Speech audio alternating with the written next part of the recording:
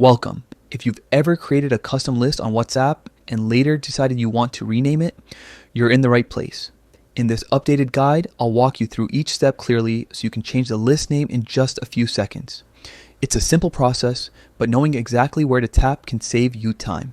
First, open the WhatsApp app on your phone. Make sure you're using the latest version so everything looks just like what you see here. Once you're on the main screen, tap on the Chats tab at the bottom or top of your screen, depending on your device.